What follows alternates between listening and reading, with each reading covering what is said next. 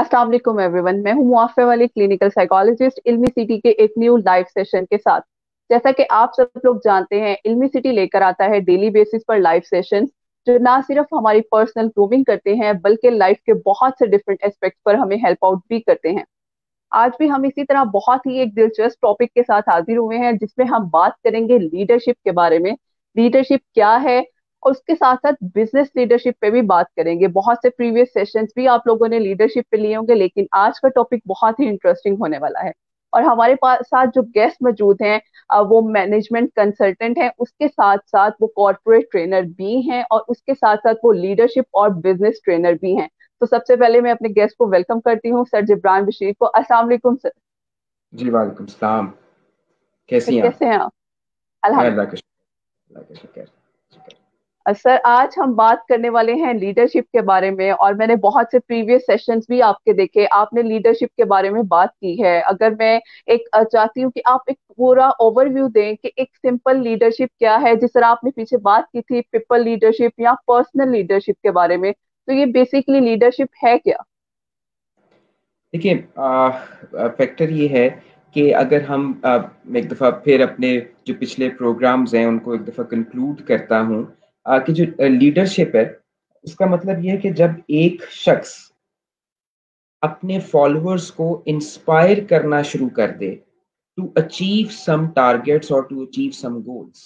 ठीक है, कि जब आप इसको ऐसे भी कह सकते हैं कि leadership is a people process और a leadership is a strategic people process, जिसके अंदर हो ये रहा है कि एक शख्स ने एक विजन देखा, एक ख्वाब देखा, एक टारगेट सेट किया, और फिर अपने साथ जो उसके फॉलोअर्स हैं वो उसके साथ जुड़ गए, और फिर उस लीडर ने उन फॉलोअर्स के साथ मिल के उन टारगेट्स को अचीव करने के लिए अपनी दौड़ लगा दी और उस मंजिल की तरफ जो है वो चल पड़ा। और जो फॉलोअर्स हैं वो लीडर के साथ जब जुड़े, तो वो लीडर के किसी पावर या पैसे या किसी मजबूरी की वजह से नहीं जुड़े, बल्कि वो लीडर के विजन की वजह से और जो लीडर की जो इंस्पायरेशंस हैं उसकी वजह से वो लीडर के साथ जुड़े और उसके साथ चलना शुरू हो गए। ठीक है, तो जब हम ये कहते हैं कि एक शख्स अपने साथ फॉलोअर्स को लेकर चल रहा हो टू अचीव सम टारगेट्स, और जो फॉलोअर्स हैं वो बगैर किसी प्रेशर के, प्रेशर उन पर ना हो, लेकिन वो एक विलिंगनेस के साथ और वॉलंटरी तौर के ऊपर उस लीडर के साथ चल पड़े, तो ऐसे किसी कॉन्सेप्ट को हम कहते हैं this thing is called the leadership. ठीक है, अब ये जो लीडरशिप है इसके डिफरेंट डायमेंशंस हैं, या आप कह लें कि डिफरेंट लेवल्स हैं। उसमें से एक अदारा है सीसीएल के नाम से, सेंटर ऑफ क्रिएटिव लीडरशिप। वो बड़ी खूबसूरती से बयान करता है कि जो लीडरशिप है ना उसके डिफरेंट आप कह लें स्टेजेस बन गई हैं। The first stage is which is called the individual leadership या सेल्फ लीडरशिप। सेल्फ लीडरशिप से मुराद ये है कि सबसे पहले एक इंसान खुद को लीड करे, वो अपना लीडर भी खुद हो और अपना फॉलोअर भी खुद हो। अब इसका मतलब ये है कि एक लीडर सबसे पहले अपना विजन, अपना मिशन, अपने टारगेट्स खुद सेट कर रहा हो, और फिर उन मिशन, विजन और टारगेट्स के पीछे बड़े डिसिप्लिन्ड में खुद ही भाग रहा हो। ठीक है, तो जब एक शख्स अपना मिशन, विजन और अपने गोल्स बनाए और फिर टाइम को मैनेज करते हुए उन गोल्स को जाकर अचीव करे, तो इस पूरे प्रोसेस को हम कहते हैं कि that thing is called the self leadership. ठीक है, अच्छा, अब ये जो सेल्फ लीडरशिप है, जब कोई शख्स ये स्टेज अचीव कर जाता है, तो तभी वो डिसिप्लिन्ड शख्स बनता है। तभी उसके अंदर ये एक कैपेसिटी डेवलप होती है कि अब वो लोगों को भी लीड कर सकता है। अब मिसाल ले लेते हैं कि अगर एक शख्स खुद ही अपने आप को लीड नहीं कर सकता, उसका अपना कोई टारगेट नहीं, उसका अपना कोई मिशन नहीं, उसके अपने कोई गोल्स नहीं, तो वो फिर दूसरों को क्या लीड करेगा? वो दूसरों को क्या डिसिप्लिन देगा? वो दूसरों को क्या ख्वाब देगा? ठीक है, तो मामला ये है कि पहले खुद का लीडर बनना जरूरी है, और जब वो स्टेज कंप्लीट हो जाती है तो फिर सेकंड स्टेज आती है as per the centre of creative leadership institute के। और यही आप लीडरशिप की थ्योरी भी देख लें और प्रैक्टिस भी देख लें कि फिर सेकंड स्टेज आती है कि अब वो इस काबिल हो जाता है शख्स कि वो पीपल लीडरशिप की तरफ जाए। पीपल लीडरशिप क्या है? कि अगेन कोई विजन, मिशन और गोल सेट करना, और अब अपने साथ लोगों को अटैच करना कि अब मिल के लोगों के साथ मिल के उस टारगेट को अचीव करना है। और फिर उस पीपल लीडरशिप के फिर अपने कुछ टिप्स एंड टेक्निक्स हैं कि आपको कैसा इमोशनली इंटेलिजेंट पर्सन होना चाहिए, आपकी सिचुएशनल लीडरशिप कैसी होनी चाहिए है, आपकी पीपल डीलिंग कैसी होनी चाहिए, कि जब आपको रोज आपने लोगों के साथ इंटरेक्ट करना है तो फिर आपकी जो सारी जो पीपल स्किल्स हैं वो बहुत इनहांस होनी चाहिए टू लीड द पीपल। तो ये सेकंड लेवल ऑफ लीडरशिप है, which is called the people leadership. तो हमने पिछले प्रोग्राम्स में जो लीडरशिप की सीरीज इल्मी सिटी पे चल रही है, हमने उसके अंदर लीडरशिप, देन सेल्फ लीडरशिप, और फिर उसके बाद एक पीपल लीडरशिप के ऊपर जो है वो ऑलरेडी बड़ी डिटेल में प्रोग्राम्स किए हैं, वो आपकी वेबसाइट के ऊपर भी और आपके जो सोशल मीडियाज हैं उसके ऊपर भी अवेलेबल भी होगा ऑडियंस के लिए। आज जो हमारी डिस्कशन है वो है बिजनेस लीडरशिप के ऊपर। ठीक है, बिजनेस लीडरशिप जो है वो जी फिर तीसरा स्टेज है। मैं आपको अक्सर लोग जो है वो ये कहते हैं कि यार मैंने ना कारोबार शुरू किया, फ्लॉप हो गया, कारोबार चला ही नहीं। हम्म, अच्छा, अब कारोबार क्यों नहीं चला? अगर अच्छा, फिर जो उसके जो उजर बयान होते हैं ना, यानी उसकी जो एक्सक्यूजेस होते हैं, वो यूजली ये होते हैं, यार वो ना मुल्क के हालात नहीं ठीक थे इसलिए नहीं कारोबार चला। फिर कई दफा होता है ये, यार अच्छा मेरे अब्बा जी ने मुझे पैसे ही नहीं इतने दिए थे कि मैं कारोबार को जरा अच्छे तरीके से रन कर सकता, तो फाइनेंशियल कंस्ट्रेंट्स थे। फिर कोई कहता है कि यार मेरा जो कारोबार है ना वो इसलिए नहीं चला कि मेरी मेरे पार्टनर के साथ ही नहीं बनी, पार्टनर ही फजूल आदमी था, वो भाग गया तो बस बिजनेस भी बंद हो गया। अब इस तरह के जो एक्सक्यूजेज हैं वो बहुत से लोग करते हैं कि यार मेरा जो है ना वो इस वजह से बिजनेस नहीं चला। लेकिन अगर आप उनके इन एक्सक्यूजेस को थोड़ा सा डीप डाउन जाकर स्टडी करें तो आपको पता ये चलता है कि ये लोग ना ही पहले सेल्फ लीडर थे, ना ही ये लोग कोई अच्छे पीपल लीडर थे, और इन्होंने डायरेक्टली जंप कर दी किसके अंदर? बिजनेस लीडरशिप के अंदर। ठीक है, तो जब एक आदमी अभी अपने सेल्फ डिसिप्लिन्ड ही नहीं है, वो मैनेज्ड ही नहीं है अपने माइंड के अंदर, उसका अपना कोई मिशन अपना विजन ही नहीं है, तो वो अपने आप को नॉन डिसिप्लिन्ड वे के अंदर एक बिजनेस में कैसे ले जा सकता है? बिजनेस तो एक बहुत बड़ी एक एम्पायर खड़ी करने का नाम है। तो उस एम्पायर को खड़ी करने से पहले तो जनाब पहले खुद को डिसिप्लिन्ड होना जरूरी है, एक बात। फिर उसके बाद the second thing is this, कि आप बिजनेस को नहीं अच्छा रन कर सकते if you are not firstly a people leader. अगर क्योंकि बिजनेस के अंदर तो आपकी रोज लोगों के साथ इंटरेक्शन है, आपकी इंटरेक्शन जी आपके सप्लायर्स के साथ है, आपकी इंटरेक्शन जो है वो आपके कस्टमर के साथ है, आपके एम्प्लॉयज के साथ है, आपके बिजनेस पार्टनर्स के साथ है। तो अगर आपकी इन बेसिकली लोगों के साथ इंटरेक्शन ही ठीक नहीं हो रही, आप इनको लीड ही ठीक नहीं कर सक रहे, then how come you will actually lead the business? ठीक है ना? ये बात बड़ी इंपॉर्टेंट है कि हम जब ये कहते हैं कि हम बिजनेस में फेल हो गए, तो इसका मतलब असल में ये है कि हम बिजनेस लीडरशिप में फेल हो गए। हमें एक्चुअली जो है वो पहले सेल्फ लीडरशिप नहीं थी, पीपल लीडरशिप की स्किल हमारे पास नहीं थी, इसलिए हम बिजनेस लीडरशिप जो है वो नहीं कर पाए। लीव यू मी, कि अगर किसी शख्स के पास ये पहली दो लीडरशिप की क्वालिटीज हो ना, तो बेशक मुल्क के हालात कितने खराब क्यों ना हो, कितने जो है वो आउटर वर्ल्ड के चैलेंजेस क्यों ना हो, एक इंसान को अपने बिजनेस के अंदर इनिशियली लॉसेस हो सकते हैं, लेकिन वो इन द लॉन्ग रन अपने बिजनेस के अंदर जो है वो फ्लॉप जी नहीं हो सकता। ठीक है, तो पहली बात तो ये है कि बिजनेस लीडरशिप के लिए पहले सेल्फ लीडरशिप और पीपल लीडरशिप जरूरी है। अब आते हैं कि फिर यार अगर सेल्फ लीडरशिप और पीपल लीडरशिप मौजूद हो तो फिर हम बिजनेस लीडरशिप किसको कहते हैं? फिर बिजनेस लीडरशिप क्या है? तो बिजनेस लीडरशिप का फिर मतलब ये है कि फिर एक इंसान अपना जब बिजनेस स्टार्ट करे, वो बेशक एक छोटे से दाल चावल का ठेला लगा कर ही बिजनेस क्यों ना स्टार्ट करे। ठीक है, लेकिन वो कहते हैं कि start small with a big thinking, कि आप बेशक छोटी जगह से शुरू क्यों ना करें, लेकिन आपकी सोच बड़ी होनी चाहिए। कि मिसाल के तौर पे कि जी मैंने अपने इस दाल जी के ठेले को एक बड़े होटल के अंदर जो है ना वो कन्वर्ट कर देना है।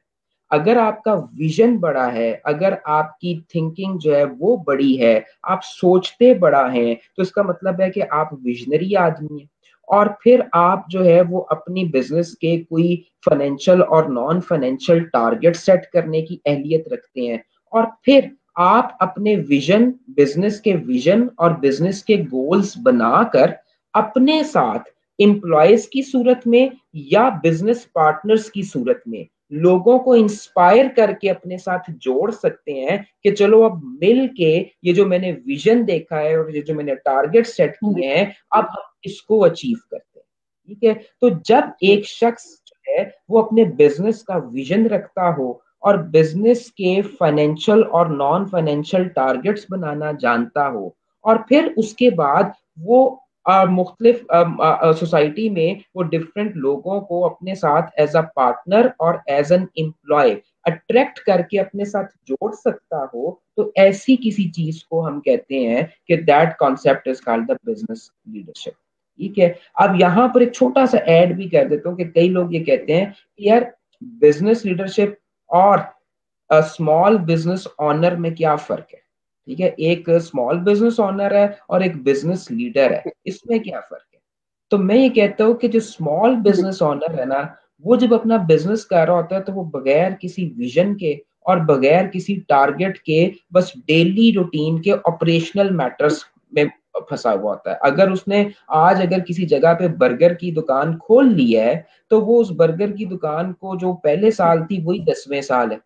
ठीक है, और वो वही चलाई जा रहा है क्योंकि उसका कोई विजन ही नहीं है कि उसने ग्रो कैसे करना। जबकि ऑन दी अदर हैंड जो बिजनेस लीडर है उसने भी पहले साल बर्गर की दुकान खोली है, लेकिन उसका विजन है अगले 10 सालों में कि यार मैंने इसको पाकिस्तान की सबसे बड़ी जो है ना वो बर्गर चेन बनाना है।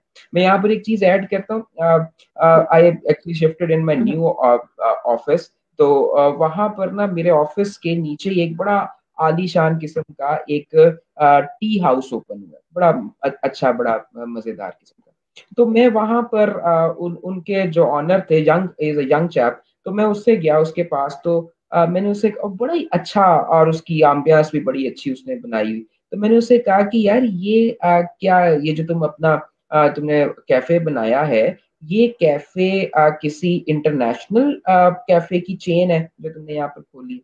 तो कहते हैं कि नहीं, this is my own cafe, लेकिन सर आप ये देखेंगे कि ये कैफे दूसरे लोगों को दुनिया में बाकी जगहों पे फ्रेंचाइज देगा। अब दिस इज जी। A vision. अब एक ये है कि यार मैं फला कोई XYZ कॉफी प्लेनेट या फला फला किसी एक कैफे की फ्रेंचाइज ले लूं और मैं वो चलाना शुरू कर दूं, तो चलो मेरा बिजनेस चलता रहे। एक विजन ये। और एक विजन जो बड़ा विजन है वो ये है कि मैं एक कॉफी हाउस बनाऊंगा या एक टी हाउस बनाऊंगा और उसको इतना बड़ा कर दूंगा कि लोग मेरे से फ्रेंचाइज लेने आएंगे। This vision is called basically a part of a business leadership. तो जी। ये अगर हमारी सोच है तो then we are the business leaders. That's great. हमारे बहुत से व्यूअर्स हमें यहाँ ज्वाइन कर रहे हैं, मैं उन सबको वेलकम करती हूँ। हम यहाँ बात कर रहे हैं लीडरशिप के बारे में, और स्पेशली कारोबारी लीडरशिप के बारे में। और हमारे साथ जो गेस्ट मौजूद हैं वो हैं सर जिब्रान बशीर। अगर आप लोगों के कुछ क्वेश्चंस हैं तो आप लोग पूछ सकते हैं। At the end of session हम आप लोगों के क्वेश्चन जरूर कंसीडर करेंगे। सर आपने लीडरशिप को बहुत अच्छे से एक्सप्लेन किया, बिजनेस लीडरशिप को भी। लेकिन क्या इस लीडरशिप और बिजनेस लीडरशिप में कोई फर्क भी है, या ये एक ही अलाइनमेंट में है? सारी एक ही चीज का नाम है। आपने अपनी लीडरशिप कहाँ अप्लाई की? आपने यानी जी। अपना अपना विजन से लोगों को, आपने अपने विजन से अपने टारगेट से लोगों को इंस्पायर किया, क्या लोग हम्म। आपके साथ जुड़ गए? यही लीडरशिप है। अब वो आपने ठीक अपने जाती अपने लिए खुद किया, वो आपने किसी है। ऑर्गेनाइजेशन में एक मैनेजर है और किसी डिपार्टमेंट के हेड हैं, वहां पर आपने ये काम किया तो आप पीपल लीडर हैं। आपने ये काम अपने बिजनेस के अंदर किया तो आप बिजनेस लीडर हैं। ये काम आपने अपनी फैमिली में किया तो आप फैमिली लीडर हैं। और अगर ये काम आपने मुल्क में किया, पॉलिटिक्स में किया, तो आप पॉलिटिकल। ठीक हो गया। तो सर ये हम बात कर रहे हैं चूंकि बिजनेस लीडरशिप के बारे में, तो एक जो बिजनेस लीडर है उसकी क्या करेक्टरिस्टिक्स होनी चाहिए, क्या खूबियां होनी चाहिए जो हमें कह ले आसमान तक लेकर जा सकती हैं? असल में ना, हम ये समझ लें कि कोई भी जो लीडर है उसकी जो पहली करेक्टरिस्टिक है, पहली इसको समझ लें कि अगर लीडर में ये नहीं है तो कुछ भी नहीं है, फिर कख नहीं है उसके अंदर। ठीक है, उसकी पहली करेक्टरिस्टिक जो है किसी लीडर में वो है, या बिजनेस लीडर में वो है कि he is an excellent planner. ठीक है, अगर कोई शख्स प्लानर नहीं है, अगर वो फ्यूचरिस्टिक नहीं है, वो फ्यूचर को सोच नहीं सकता, वो विजन नहीं दे सकता, वो अपने टारगेट्स नहीं बना सकता, वो अपने मिशन नहीं सेट कर सकता, तो then he is not a business leader. तो इम्पॉर्टेंट पॉइंट इज दिस कि उस आदमी के अंदर सबसे पहले प्लानिंग करने की ख्वाहिश मौजूद हो, और वो फिर प्लान करना जानता हो। यानी मैं अक्सर मैं डिफरेंट यूनिवर्सिटीज के अंदर एंटरप्रेन्योरशिप पढ़ाता हूँ, तो वहां पर भी और मेरे अपने अदारे के अंदर भी मैं लोगों से ये कहता हूँ कि यार, अगर if you will spend 80% time on the planning, then you will only spend 20% time on the execution, क्योंकि तुमने प्लानिंग में इतनी एक्यूरेट और ठीक प्लानिंग कर ली होगी कि तुम एग्जीक्यूशन को फटाफट कर जाओगे और तुम्हारी कोई गलती ही नहीं होगी।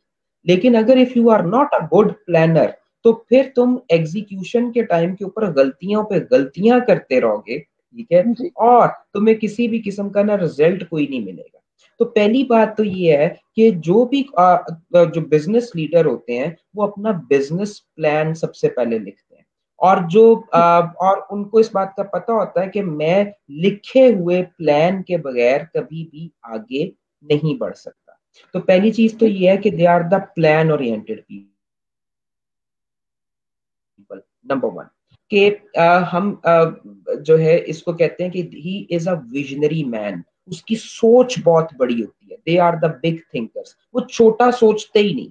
वो ये सोचते ही नहीं कि अच्छा यार, आज जो है ना वो मैंने वही वाली बात कि आज मैंने जो है वो एक टी हाउस बना लिया है, तो बस यार अब यही सारी जिंदगी में चलाऊंगा। वो ये नहीं सोच रहे होते। वो ये कह रहे हो, कहते हैं this is the starting point, और अब इसको मैंने किस तरह से आगे से आगे से आगे लेकर जाना है, और किस तरह से इसकी फ्रेंचाइजीज बेचनी है, कैसे इसको आप उसको कह लो कि दे आर बेसिक। हमने आज से कुछ सालों पहले तक शेख चिल्ली को इंतहाई बुरे अल्फाज से याद करते थे। याद है जी आपको? हम कहते थे ये शेख चिल्ली आ गया और ये शेख चिल्ली करता है, और होता ही कुछ नहीं है इससे। लेकिन आजकल तो बकायदा एक ऑर्गेनाइजेशन का नाम शेख चिल्ली है, जो एक्चुअली लोगों को जी ये सिखाता है कि how to visualise, how to think big. ठीक है, तो दूसरा करेक्टरिस्टिक जो है वो किसी भी लीडर में या बिजनेस लीडर में ये होता है कि दे आर द विजनरीज। बड़ा सोचते हैं, बड़ा ख्वाब देखते हैं। और देन आज के दौर में, जिसको हम वूका वर्ल्ड भी कहते हैं, एक अनसर्टन वर्ल्ड जिसको हम बोलते हैं, हम उस वूका वर्ल्ड के अंदर रहते हैं, जहां पर अगर अब बिजनेसेस में, अगर बिजनेस लीडर या एंटरप्रेन्योर्स इनोवेटिव नहीं है ना, क्रिएटिव थिंकर नहीं है, वो अपने बिजनेस के अंदर कोई नई सर्विस नहीं इंट्रोड्यूस करवाते, या कोई नई ब्लू ओशन नहीं क्रिएट करते, तो बिजनेस में सरवाइव करना बड़ा मुश्किल हो जाता है। ठीक है, तो जो तीसरा करेक्टरिस्टिक है after planning and after vision, वो है इनोवेशन का। that the leaders must be innovative, they must be think out of the box, they must be come up with the thing कि यार अच्छा, अब कस्टमर की, अब देखो ना, कई ऐसे लोग हैं जिन्होंने कोविड-19 के अंदर कोविड को ही देखा और देखा यार इसके अंदर से हम क्या नए बिजनेसेस निकाल सकते हैं जो कोविड के अंदर बिक जाए। ठीक है, बाहर एक जगह के ऊपर गालिबन सिंगापुर में एक बंदे ने रिटेल आउटलेट बनाई। उस रिटेल आउटलेट का नाम पता उसने क्या रख दिया?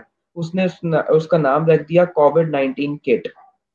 कोविड-19 किट उसने अपनी शॉप का नाम रख दिया, और उसने कहा कि यार मैं खुद तो फैक्ट्रीज के अंदर जा, खुद तो मैं मास्क नहीं बना सकता, खुद तो मैं सैनिटाइजर्स नहीं बना सकता, मैं ऐसा कुछ नहीं कर सकता।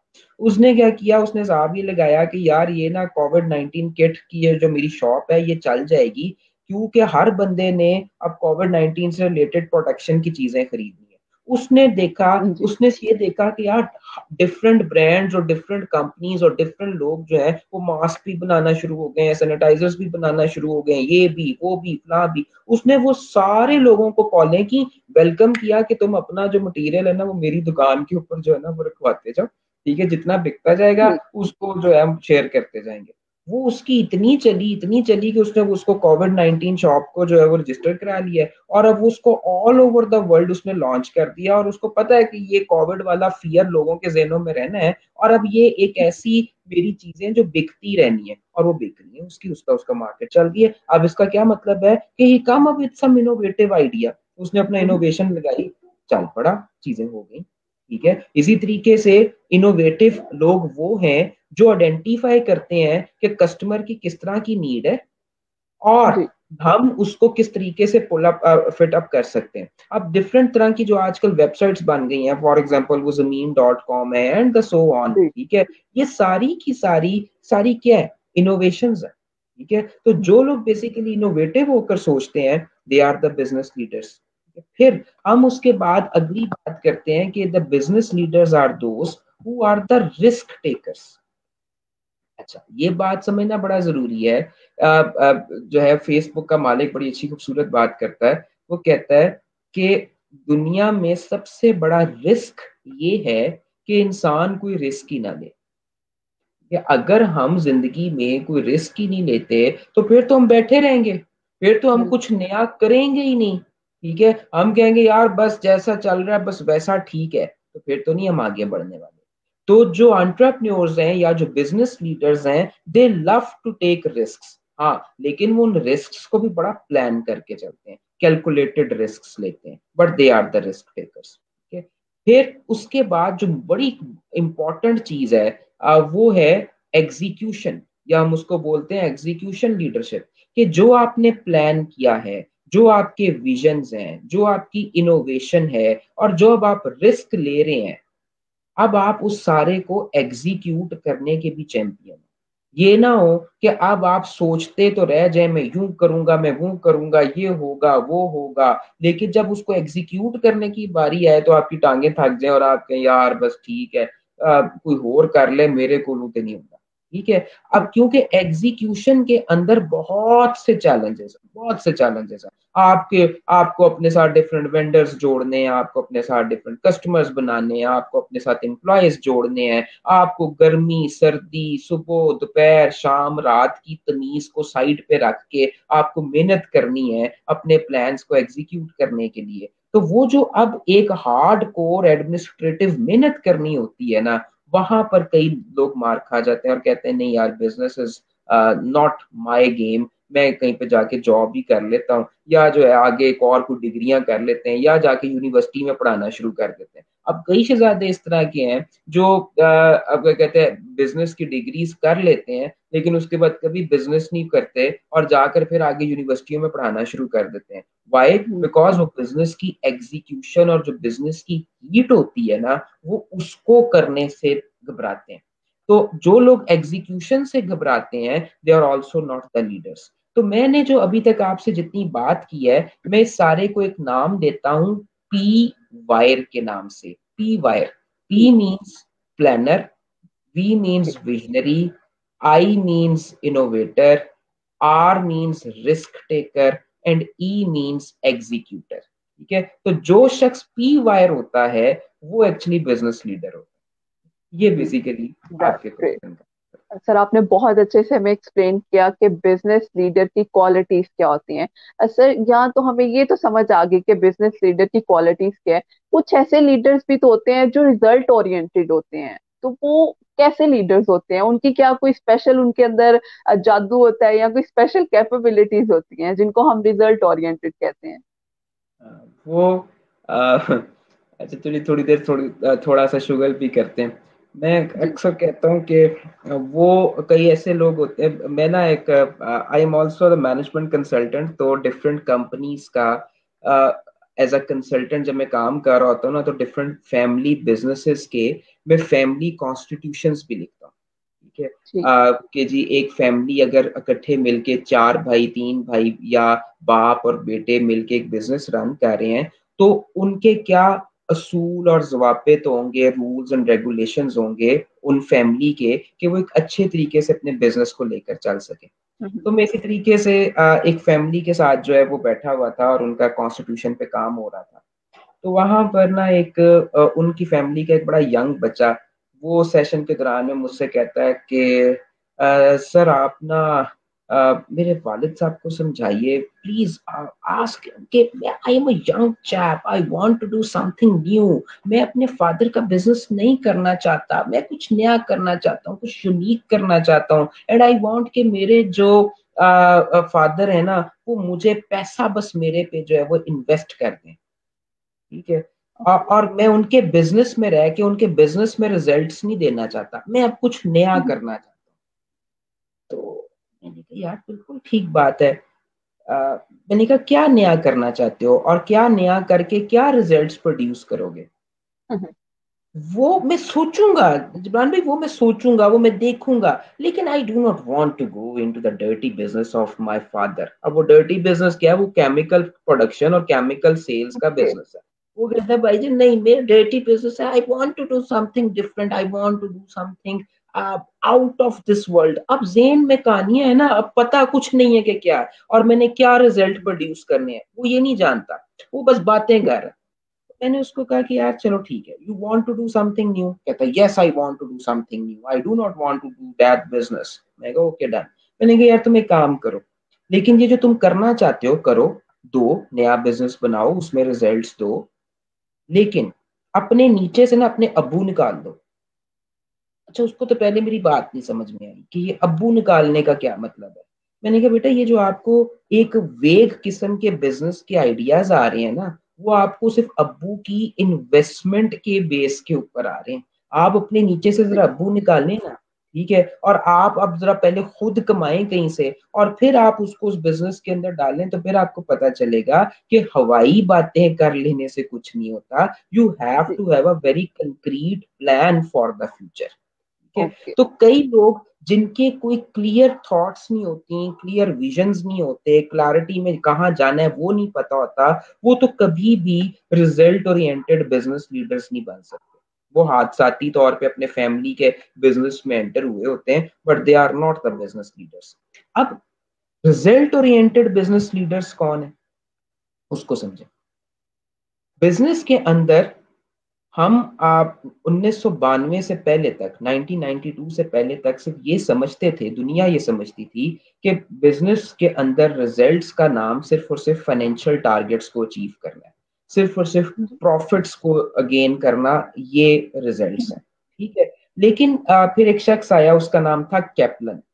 कैपलन आया और उसने ये कहा कि नहीं, बिजनेस के अंदर चार तरह के रिजल्ट्स अचीव करने होते हैं। ठीक है, उनमें से पहला रिजल्ट होता है जिसको हम कहते हैं फाइनेंशियल रिजल्ट्स।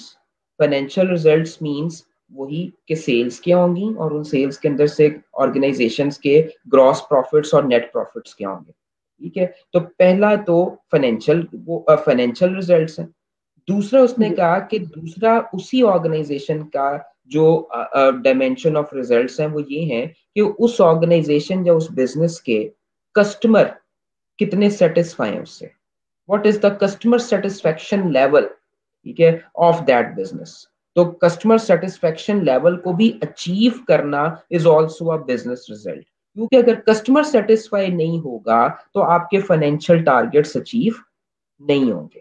ठीक है, और फिर उसके बाद थर्ड उसने कहा कि the third business result which is very important, वो है सिस्टम टारगेट्स। सिस्टम टारगेट्स या आप उसको कह लें प्रोसेस टारगेट्स। प्रोसेस टारगेट्स का मतलब क्या है कि एक ऑर्गेनाइजेशन जो है वो अपने साल में ये टारगेट्स भी बनाए कि उसने अपनी वेस्टेजेस कैसे कंट्रोल करनी है, उसने अपनी क्वालिटी को कैसे इंप्रूव करना है, ठीक है, उसने अपनी ऑर्गेनाइजेशन के अंदर नई इनोवेशंस या नए प्रोसेसेस, बिजनेस प्रोसेसेस वो क्या इंट्रोड्यूस करवाने हैं। तो ये जो प्रोसेस रिलेटेड टारगेट्स हैं, इनको भी अचीव करना, ये भी रिजल्ट्स ऑफ बिजनेस है। और फिर लास्ट बात जो उसने बड़ी इंपॉर्टेंट की कि उसने कहा कि बिजनेसेस वो रिजल्ट ओरिएंटेड होते हैं जिनके अंदर सिर्फ और सिर्फ सीईओ ही लीडर नहीं होता। ठीक है, बिजनेसेस वो होते हैं जो अपनी ऑर्गेनाइजेशन के पीपल को भी लीडर बना देते हैं, यानी leaders are those who produce more leaders. ठीक है, तो जो बिजनेसेस पीपल डेवलपमेंट के ऊपर काम कर रहे होते हैं, जो अपने एम्प्लॉयज की ग्रोथ पर भी काम कर रहे होते हैं, वो और एम्प्लॉयज को भी अपलिफ्ट करके ऊपर से ऊपर लेकर आते हैं, ये भी किसी बिजनेस का रिजल्ट होता है। ठीक है, और फिर उसने क्यूमुलेटिव किया इस बात को कि ये चार रिजल्ट्स देना क्यों जरूरी है। उसने कहा कि अगर आप ये चाहते हैं कि आपकी ऑर्गेनाइजेशन के फाइनेंशियल रिजल्ट्स मीट हो, तो उसके लिए आपके कस्टमर के रिजल्ट्स मीट होना जरूरी है। आपका कस्टमर सेटिस्फाई होगा तो वो आपको पैसे देगा, तो आपके फाइनेंशियल टारगेट्स मीट होंगे। तो उसने कहा कि आपका जो कस्टमर है वो कब सेटिस्फाई होगा? उसने कहा आपका कस्टमर तब सेटिस्फाई होगा जब आपके प्रोसेसेस ठीक होंगे, आपका सर्विसेज देने का तरीका कार ठीक होगा, ठीक है, आप जो है वो क्वालिटी ठीक प्रोड्यूस कर रहे होंगे, आप वेस्टेजेस नहीं कर रहे होंगे, तो तभी आपका कस्टमर जो है वो सेटिस्फाई होगा। अब उसने कहा कि जो आपके सिस्टम्स हैं, जो आपके प्रोसेसेस हैं, वो कब ठीक चलेंगे? जब आपके लोग ट्रेंड होंगे, जब आपके लोग डेवलप्ड होंगे, तभी वो आपकी ऑर्गेनाइजेशन की सिस्टम्स को और सर्विसेज को ठीक लेकर चलेंगे, तभी कस्टमर सेटिस्फाई होगा, तभी फाइनेंशियल रिजल्ट्स मिलेंगे। तो उसने 4 टोटलिटीज में चीजों को कवर अप किया और उसने कहा इन 4 चीजों पर काम करो, तो तभी आप बेसिकली टोटलिटी में रिजल्ट्स गेन करोगे। तो अब हम इस तरफ आते हैं कि फिर रिजल्ट ओरिएंटेड बिजनेस लीडर कौन है?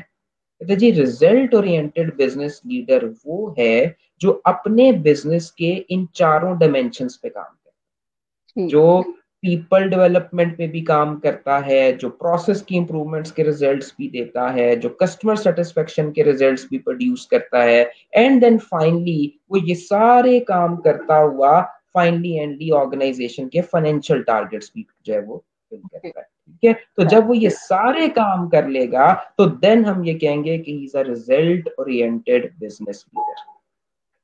सर आपने बहुत अच्छे से एक्सप्लेन किया। उम्मीद करती हूँ हमारे उन व्यूअर्स को ये चीज जरूर समझ आई होगी, जो समझते हैं कि रिजल्ट ओरिएंटेशन जो है वो सिर्फ एक जादू और हवाई बातें हैं, जबकि ऐसा वो नहीं। ऐसी नहीं है।